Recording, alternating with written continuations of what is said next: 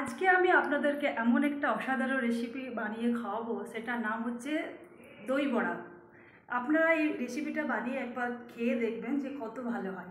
আসুন আমরা দেখি একবার কেমন করে রেসিপিটা বানানোর জন্য কি কি লাগে।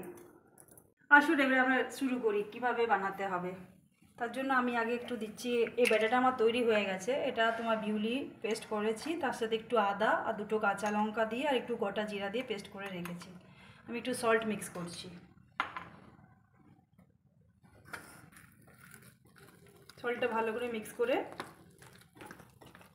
তারপরে আমি এটা কড়াইয়ে তেলের সাথে ফ্রাই করে নেব।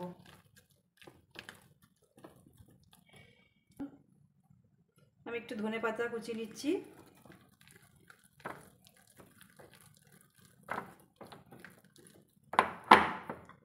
আমি এটাকে 3 থেকে 4 ঘন্টা ভিজিয়ে রেখেছিলাম। তারপরে এটাকে মিক্সিতে পেস্ট করে নিলাম। পেস্ট করে 1 ঘন্টা জাস্ট এরকম করে ডাউটা আমি রেখে দিয়েছিলাম। তারপরে এখন একটু সল্ট মিক্স করে আমি এটা জাস্ট ফ্রাই করে নিই।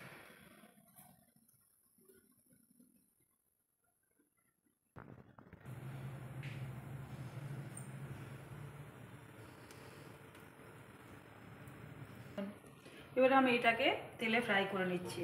এই বিউলির বাটাটাকে ছোটো ছোটো বলের আকারে আমি ফ্রাই করে নেব। আপনারা যদি সাইজটা একটু বড় করতে চান বড় করতে পারেন।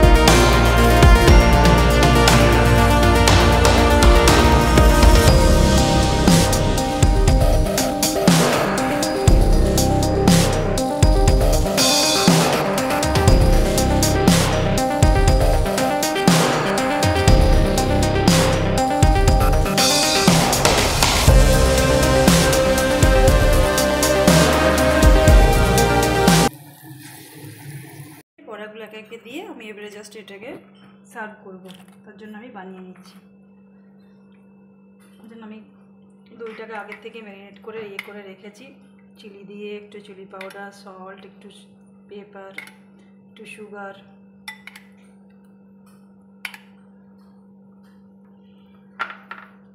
এবার আমি একটু চাট মশলা দিচ্ছি। ওপর থেকে একটু জাস্ট চিলি পাউডার ছড়িয়ে দিচ্ছি, একটু ধনে পাতা দিচ্ছি, একটু ঝুরি ভাজা দিয়ে দিচ্ছি, জাস্ট উপর থেকে আর একটু আমি দইয়ের যেটাকে মিক্স করে রেখেছি আমি এটা একটু দিলাম, একটু ঝুরি ভাজা দিলাম,